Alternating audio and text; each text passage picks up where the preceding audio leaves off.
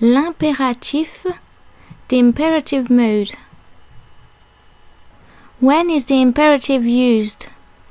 The imperative is used to give orders. For example, ferme la porte, shut the door, or ne ferme pas la porte, don't shut the door.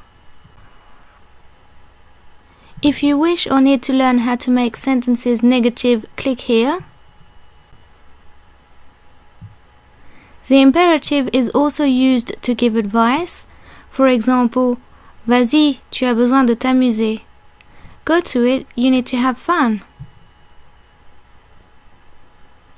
Finally, the imperative is also used to make a request. For example, s'il vous plaît, attendez-moi. Please wait for me. Ne m'attendez pas. Don't wait for me.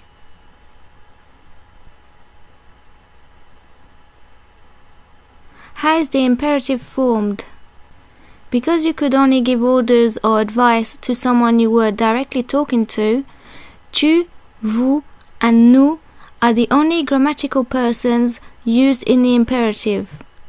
However, just like in English, the pronoun is never used in the imperative in French. The imperative is formed by dropping the pronoun of the tu, nous, and vous forms of the present indicative tense.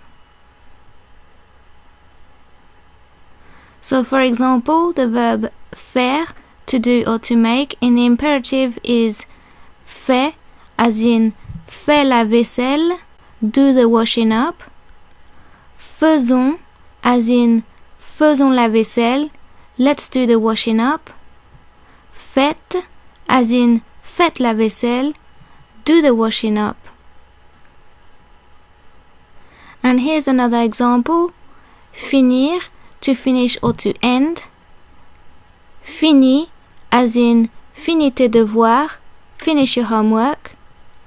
Finissons, as in finissons nos devoirs, let's finish our homework. Finissez, as in finissez vos devoirs, finish your homework.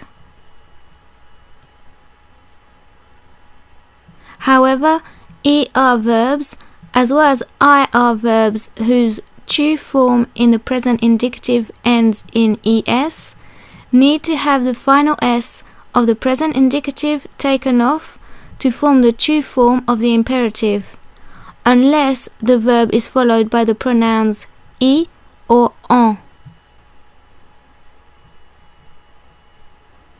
For example, here's the verb aller, to go, in the imperative. Va, as in va voir un docteur, go see a doctor. Or vas-y, go or come on. Allons, as in allons-y, let's go. Allez, as in allez-y, go or come on. As you can see, there is two possibilities for the tu form. Va in the tu form of the present tense is spelled VAS, but as aller is an ER verb, we need to take the S off unless the verb is followed by the pronoun I or en, in which case we keep the S for pronunciation purposes. Here's another example. Parler, to speak. Parle, as in parle-lui, talk to him. Or parle-en, talk about it. Parlons, as in parlons-lui, let's talk to him. Parler, as in parlez-lui, talk to him.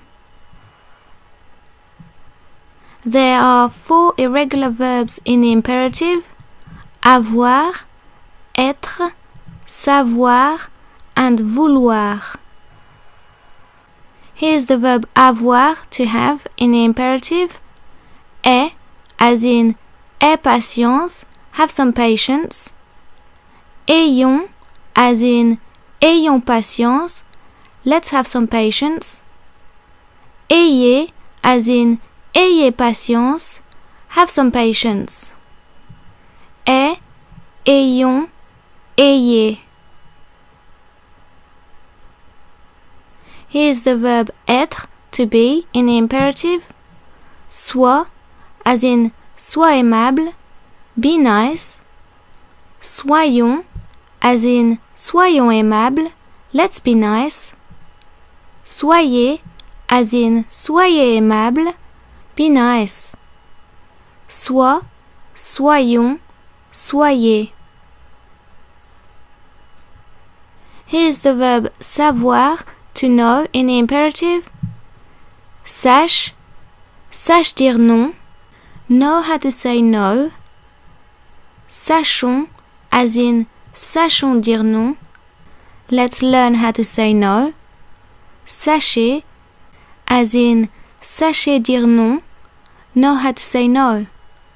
Sache, sachons, sachez. And here's the verb vouloir, to want, in the imperative. Only the vous form of this verb is used in the imperative. Veuillez, as in veuillez m'excuser. Although vouloir means to want, veuillez is a formal way of saying please. So veuillez m'excuser means please excuse me. So now let's talk about word order. Just like with other French tenses, in negative constructions in the imperative, any object or pronoun is placed before the verb. For example, ne le punis pas, don't punish him. You can see that the French word for him is placed before the verb. However, in the affirmative, the verb always comes first and is linked to any following pronouns with a hyphen. For example, punis-le, punish him.